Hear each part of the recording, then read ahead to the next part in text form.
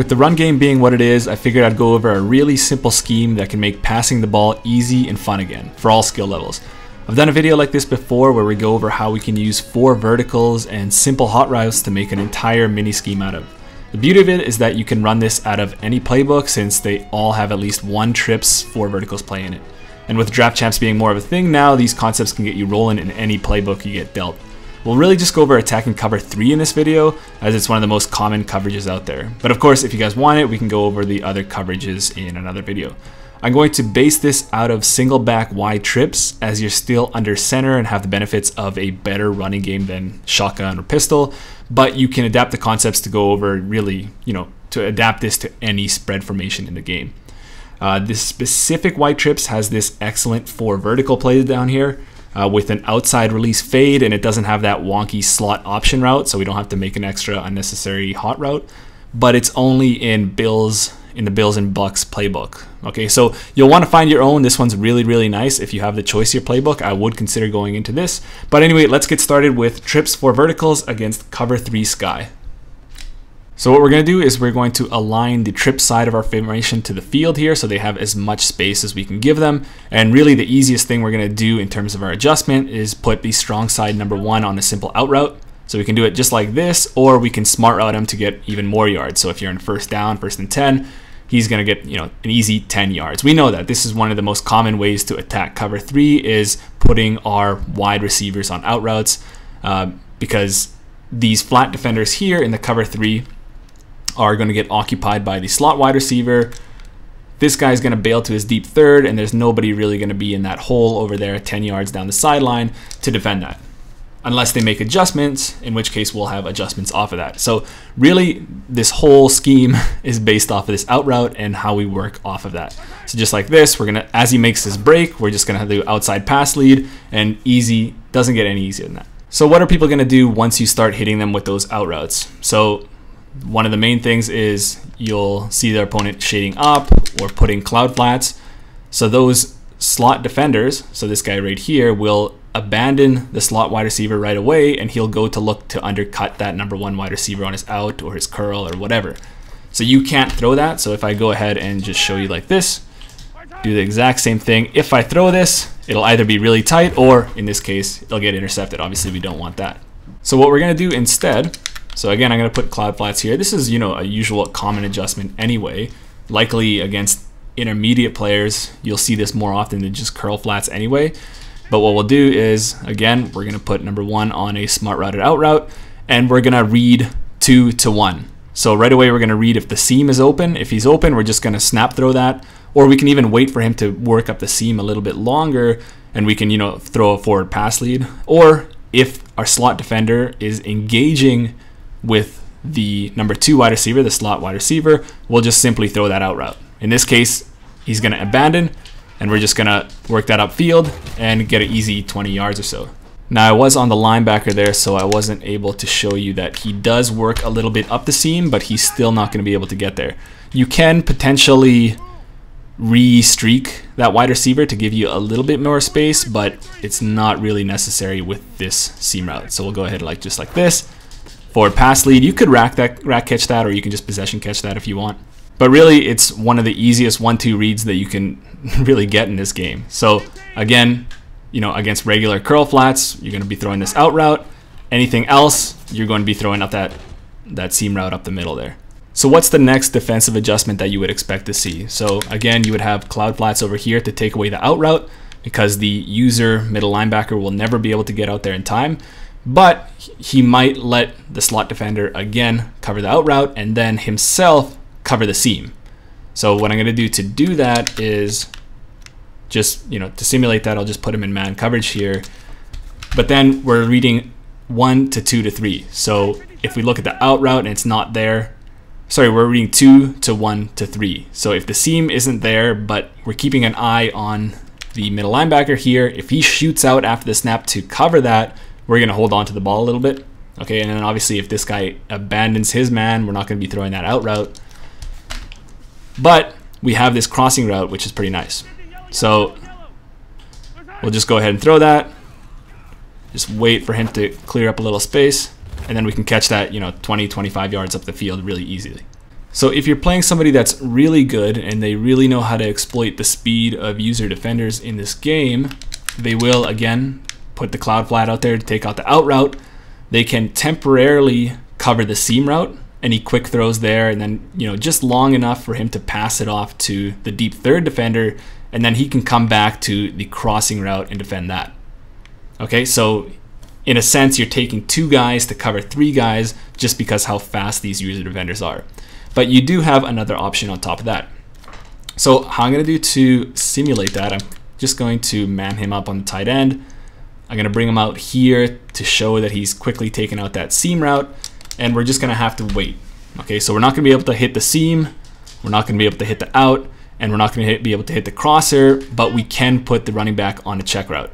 Okay, because this is all pretty fast, I wouldn't necessarily worry about the pass rush coming in. So that's why I would be able to put the running back in on the route. So just like this, not be able to throw that out. I pretended really I couldn't throw that seam, but I probably could. And then you just check that down to your running back and get 10, 15 easy yards that way. Usually you don't have to go to your 3rd read, and almost never you actually have to go to your 4th read, but the options are there if you need it. It's really, really robust that way. If you're looking for a little bit of a change up on the strong side to have more inward breaking routes than outward breaking routes, this is something I'd probably put in a little bit more if they're not running stock curl flat. So if they're doing something like hard flats or cloud flats or just a shaded up curl flat, what you can do is put number 2 on a flat and number 1 on a dig. And just really simply, you'll just wait for that flat to clear, throw that dig, you can rack catch that, and get another 5 yards or so. But yeah, that's really just a change up. Most of the time, all you really need is just this out route over here and then hitting that seam route and then the crosser if need be. Now, on the weak side, there's a lot of things that we can do there as well. I like to keep the running back in most times because you can have that threat of a halfback dive or a halfback stretch. But sometimes we can move him out as well, and we'll get into that. But right now, what we can do on the weak side, there actually isn't too much. One thing that I want to note is that if you are coming up against a pressed cover 3, the weak side corner will give these weird chuck animations that give you really easy instant touchdowns.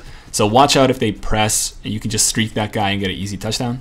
Smarter players will, if they do press cover 3, they might use protect the sticks, although that has its issues, or they can put a deep half or a deep quarter over there that'll give him that press look, but he'll bail immediately and won't give that weird wonky press animation that you can get easy one-play scores off of. Anyway, so we'll go ahead and reset that. Other things you can do, you can put him on a quick out or a quick zig, and pretty much against anything that isn't a hard flat, he's going to get open. So just here against the curl flat, you'll see he gets that nice little window there. He gets at least 6 or 7 yards. Or again, it doesn't need to be a zig, it can be just a really quick out route right here. You can even turn that upfield and get 10 yards that way.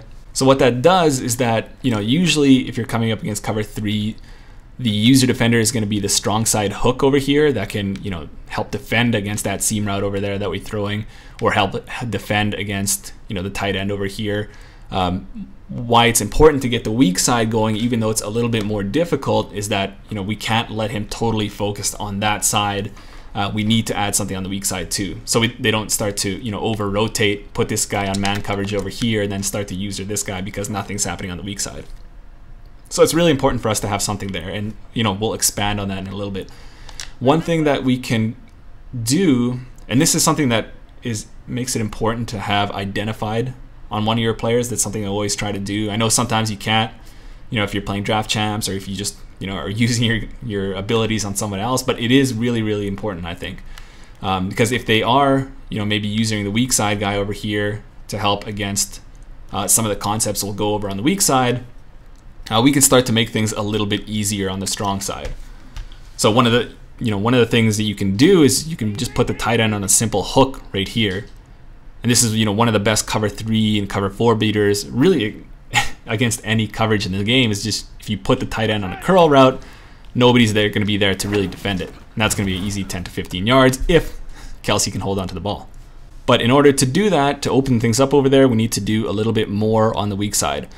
And one of those things is to motion the halfback out there to create an empty look. And one of those things is with halfback out and halfback in routes. So if we hot route the halfback while he's still in the backfield. So if we do a hot route out left, just like this, and we motion him out right here. So, I mean, this is pretty much just like a regular out or a regular in, but it has this little outside stem. So what this allows us to do is essentially not get pressed or not get bumped at the line and make things a little bit easier for us. So against anything, again, that isn't a hard flat, so if it's a cloud flat or curl flat, this out route's gonna get open nicely. So just like this, easy 5 yards right here. We can also add a curl from the number 1 with this slot out right here. So if you do see a hard flat or something like that, we can throw that curl as well.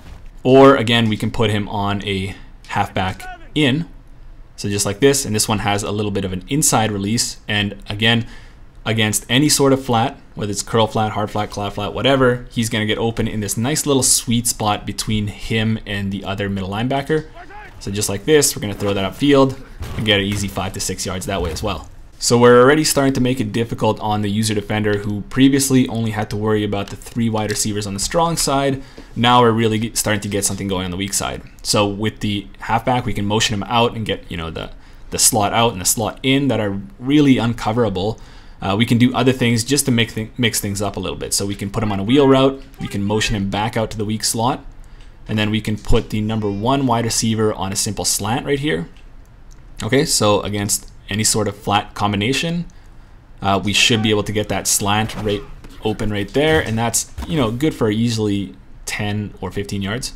And of course, we can do that same seam out combination that we do on the strong side with the weak side. So right here, if we're running against curl flats, we have the 10-yard out, just like that. Or if we're coming up against cloud flats or hard flats or something like that, we'll have the seam route, just like this. So why it's important for us to have a lot of different options on the weak side there is that we want to avoid the possibility of taking this free hook defender and say manning him up on predictable route combinations, like on the number 1 on the slant or the number 2 on say a slot in route or something like that. So we want to keep things, you know, unpredictable on the weak side so they can't do that sort of thing. So it's not as predictable and it's not easy to make those adjustments. So eventually, you know, when cover 3 really isn't the answer for anything that we're throwing at them, you might see them change their coverage cell completely. So you might go to cover 2 or cover 4 or something like that. But as soon as we see that safety come out of the box and we get that too high look and we have gaps unaccounted for, well, that's when we can quickly switch to our under center run scheme. We know that, you know, the halfback dive and the halfback stretch have those great handoff animations, and they have, you know, the really good blocking, and really simply, we don't even have to really worry about our reads. We can just read the box count, and even if it's a cover 3 buzz where they have the too high look and it's still cover 3, well, we don't need to worry if it's, you know, a different coverage or whatever. We can just look at that and say, okay, I got the numbers in the run game. I'm gonna call the halfback dive and get easy, you know, big gains that way. Of course, stretch is always going to be a good option, and even in this case, when we don't have that overhang defender like we do in cover 3 sky, well, we can just throw this backside slant really easily right here, you know, rack catch that, and that's just another annoying thing they would have to deal with. If they try to baseline, when then we have uncovered receivers, so we can just switch to, you know, the bubble RPO over here, throw that really quickly. We have speed and space over here, and we can get we can hit the edge on them like that. So a lot of options with this formation. So if they come out and cover 0, you know, maybe they'll press that look, but then we got 4 verticals. We have this outside release fade on the number 1 here. We can just add another blocker to give us a little bit more time. He's gonna round that guy. We can just throw that and get our 1-play score that way as well. So that's just a little peek of what this formation can do against all the other types of coverages and all the types of adjustments that you can do of cover 3 or really anything. It's really, really robust there because you have, you know, the RPO game, you have the, you know, the drop back pass game, you have the dive and stretch game. You really have everything, and it all stems from this out route right here, which makes it almost impossible to defend this with cover 3. Okay, that's it for this video, guys. I hope you guys liked it, and we'll see you guys in the next one.